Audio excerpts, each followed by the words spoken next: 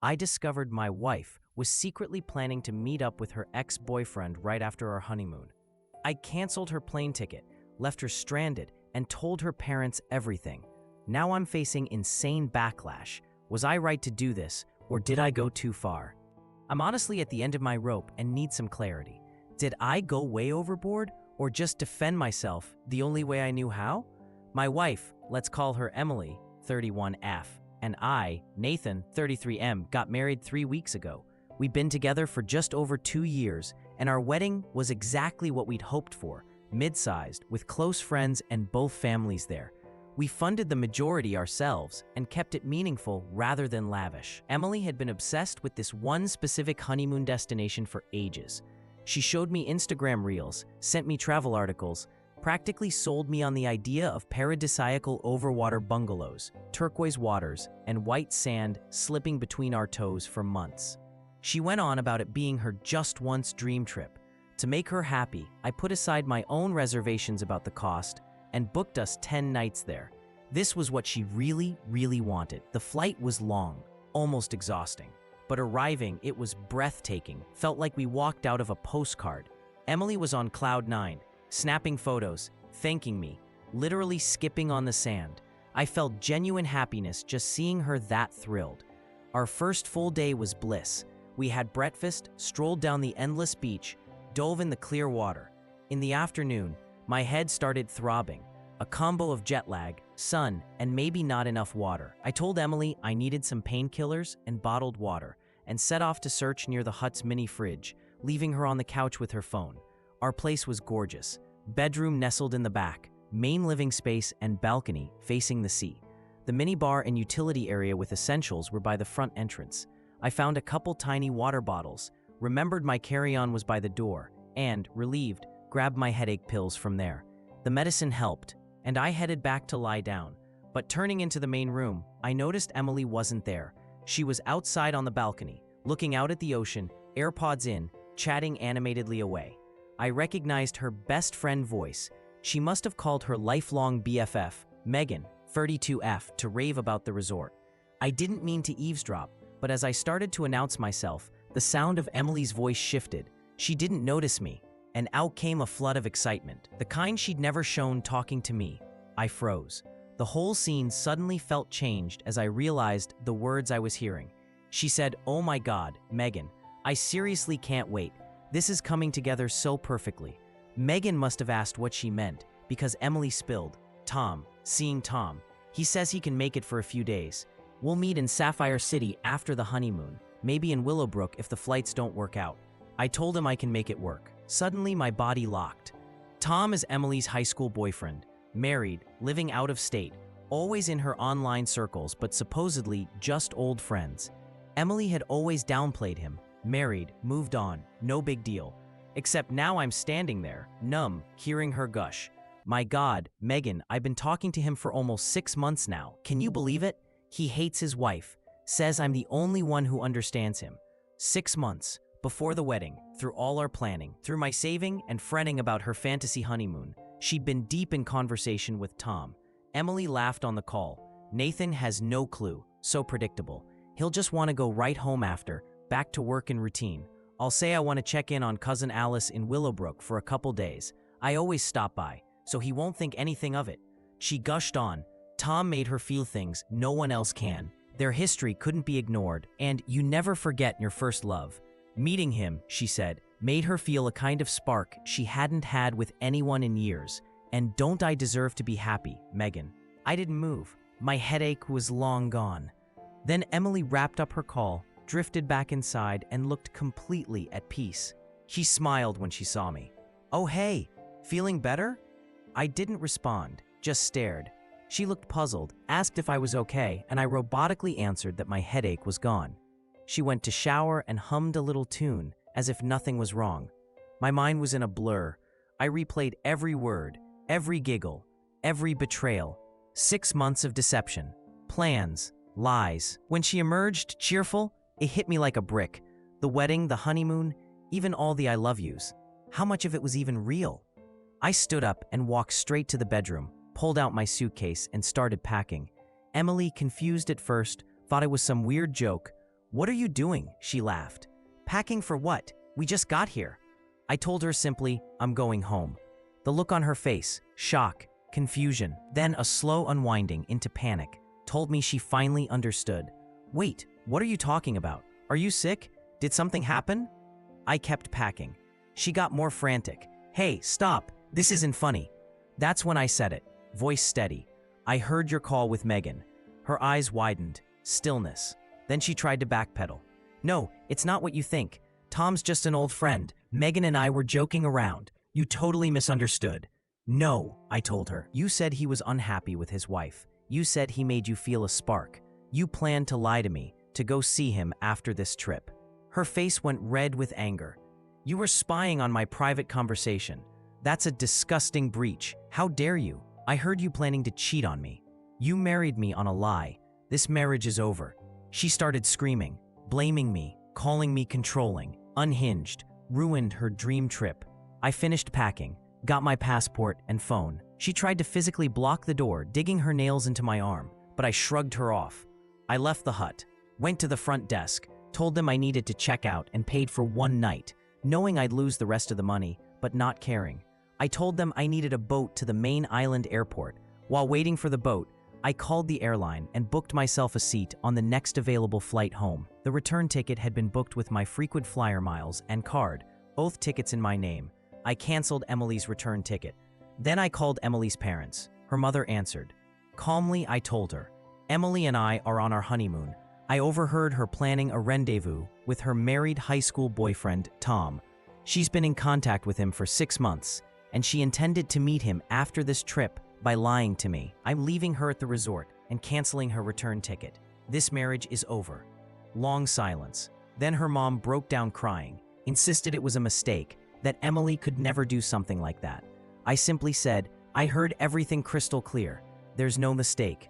You'll need to help Emily figure out how to return home."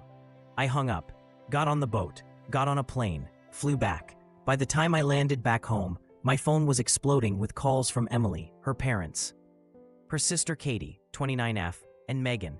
I ignored them all. Emily's texts alternated between confusion. "Where did you go? Staff said you checked out?" To fury. "How could you leave me stranded? Canceled my ticket? I'm stuck here. Bastard. You lied to my family." To outright threats. I sat in the quiet of my house, numb. I kept wondering, was I the asshole for leaving her there, canceling her ticket, and telling her family why? It felt like I'd been stabbed in the back. On the honeymoon I'd poured my energy and savings into, she was plotting to be with someone else. Reddit, AITA, Update 1. It's been 4 days since I posted. Thanks for the overwhelming NTA responses. A few people thought I should have handled the situation more privately, maybe not told her family. But I don't regret how I responded. I'm still at home, riding out the jet lag, but it's vastly overshadowed by everything going on. Emily's first flurry of messages after I left was frenzied. Furious that I'd just abandoned her, claimed she had no money to get home. She has a credit card, but the limit is tiny. We had a joint wedding gift account, maybe $3,000 in it. She doesn't have a card for it, I do. I haven't touched it since I returned. Her parents have been relentless, texting and calling nonstop. Her dad called once, exhausted and desperate for answers. I told him everything, including direct quotes from the balcony phone call. There was a heavy pause, then he sighed and said, "This is a hell of a mess." Emily's messages escalated. Voicemails either crying, "I swear it was just a fantasy. I'd never have actually met Tom. I love you." Or screaming insults, calling me abusive for humiliating her. She demanded I restore her ticket, send money, call her family to retract what I'd said. Ultimately, I stopped responding at all. Katie, her sister, reached out. More reasonable. Actually just wanted to confirm Emily was eating and physically safe. Her parents had rebooked her a flight, but it was expensive and required several layovers. She said Emily was a mess, crying, then screaming, denying everything and blaming me. No accountability. I called a lawyer first thing Monday. He advised I have solid grounds for annulment or divorce based on fraud and emotional infidelity.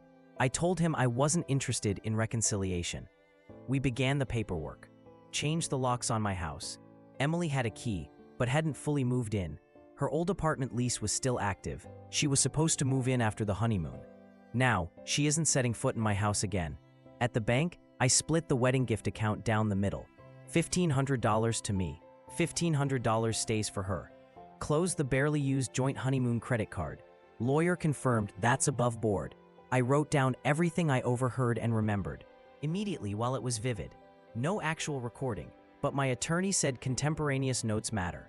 I avoided contacting Tom's wife, though I considered it. My lawyer advised against it for now, in case Anna accused me of vindictiveness if the divorce goes badly.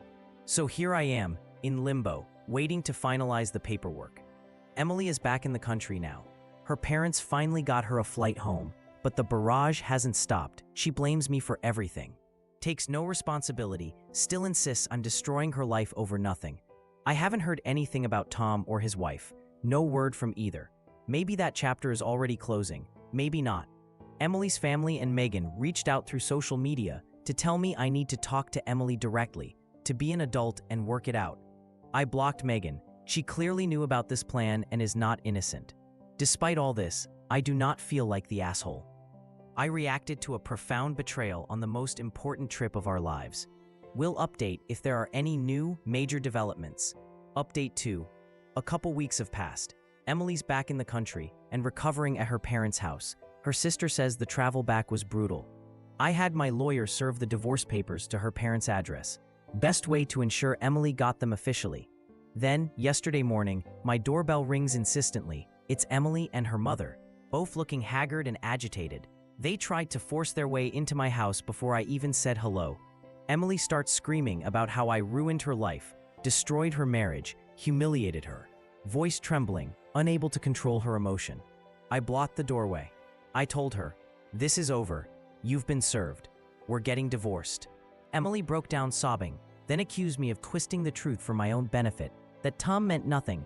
She just wanted to see an old friend, and I was paranoid and jealous.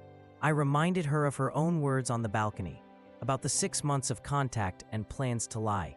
She denied it, then tried to slap me. I dodged it, and she stumbled inside. Her mother pleaded with her to calm down. Emily instead shoved her, grabbed a small hallway vase and threw it down, shattering it. That was enough. I pulled out my phone, said I was calling the police. Emily's attitude changed almost instantly, panic instead of rage. Her mother rapidly ushered her out, muttering apologies. An hour later, Emily's dad called me. He apologized profusely, said Emily's not herself and needs help, but also that Emily refuses to sign the divorce papers, insisting there's no grounds and no evidence. He sighed, said it was a disaster for all involved. He didn't defend her, but didn't accept blame either. My lawyer, after seeing Emily's defiance, tentatively suggested that alerting Tom's wife could help confirm my claims if necessary. Tom could be called as a witness, and his wife's corroboration aids my position if it goes to court. With regret, I finally sent an anonymous letter recounting the situation, the 6-month affair planning, and quoting Emily's words exactly. I didn't expect contact from Tom's wife, but I felt it was only fair she knew. Now, I'm trying to get back to normal life. Work, seeing friends, sleep still evades me. Emily won't sign the divorce, but my lawyer says that just means the process drags out. Her parents alternate between angry, hurt, and conciliatory. Katie, her sister, confirms Emily's in denial, blaming me and refusing to accept any responsibility. No real remorse. Emily is not the person I believed I was marrying. I see her now with new eyes, entitled, self-absorbed, unrepentant. She remains convinced she is a wronged party, that I ruined her life by not letting her get away with betrayal. I'll update when there are further developments. Update 3. 2 months since last update.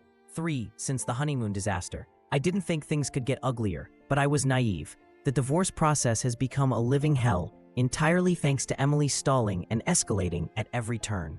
Emily didn't just refuse to sign. She hired a ruthless attorney and is contesting the divorce, flatly denying any affair or plans of one. Her lawyer alleges I invented everything, including the phone call, fabricated my justification, and acted with malicious intent. Emily is demanding 1. Significant spousal support for the emotional distress and public humiliation of being left on the honeymoon and slandered to her family. Despite our marriage lasting only 3 weeks, and her only having left a 10 hours a week job before the wedding. 2. Half my house's value, bought 5 years before I even met her. half my personal savings, again, mostly premarital, and half the wedding gift money, even gifts from my relatives. She also claims I stole $1,500 from the joint account. 3. Full repayment for her ruined honeymoon and expensive new flight home. 4. Payment of all her legal fees. 5. A written, formal apology for destroying her reputation. My lawyer calls these demands a pressure campaign and says we'll fight every point, but it means a drawn-out, painful, and expensive process. Emily's been out telling anyone who'll listen, friends, family, social media, that I'm the villain. According to some mutual friends, Emily claims I became paranoid and controlling during the honeymoon, had some mental breakdown, invented Tom to justify abandonment, and am now smearing her because I can't cope with my own issues. Some friends believe her, or at least won't take a side. Thankfully, others who know my character stand by me. Her social media, though she hasn't directly named me, drips with surviving betrayal, escaping a toxic marriage, and being lied about by someone close to you. Her BFF, Megan, eggs her on with supportive emojis and "you go girl" comments. Emily's family is split. Her dad is obviously overwhelmed but seems to privately believe my side. Her mom is supporting Emily publicly but privately seems heartbroken. Her sister Katie texts now and then, sharing exasperation at Emily's refusal to see reality. Emily's campaign of harassment is now less constant but more targeted. She's called my office, showed up at work pretending to be my wife delivering lunch, and ended up needing to be escorted out by building security. She recently drove by my house and hurled a milkshake at me while I was putting out the trash. I reported that to the police, and my lawyer is considering a restraining order. Meanwhile, word from Katie confirms my anonymous letter reached Tom's wife. Apparently, it caused a blow-up. Tom initially denied everything, then confessed to varying degrees, and now their marriage is on the rocks. Katie said Tom told Emily to leave him alone, and Emily is now furious at me, blaming me for ruining her happiness and destroying Tom's marriage. My lawyer is pushing for a court date, but expects Emily's behavior to keep getting more erratic. He thinks all her public outbursts and the work incident will strengthen my case by showing her instability. We're documenting everything. I'm tired. I just want peace and to move on. I changed my phone number and am considering moving after the divorce is finalized. Long story short, I thought I married someone loving, but ended up entangled with someone utterly selfish, vengeful, and unwilling to accept responsibility. Her actions have burned the bridges behind her. But she is determined to set fire to mine too. I'll update again if anything changes. I just want this over. That wraps up the whole story. What began as a romantic dream trip dissolved into a nightmare of betrayal and escalating conflict. The protagonist faced layers of manipulation, denial, and revenge from a spouse unwilling to self-reflect or accept consequences. The fallout serves as a cautionary reminder of how little we may truly know about those closest to us, and what can happen when fantasy collides with reality. What do you think? If you discovered a partner's betrayal in such a dramatic way, would you have handled the aftermath differently? Would you stay quiet for a peaceful exit, or fight as this narrator did? Share your thoughts below.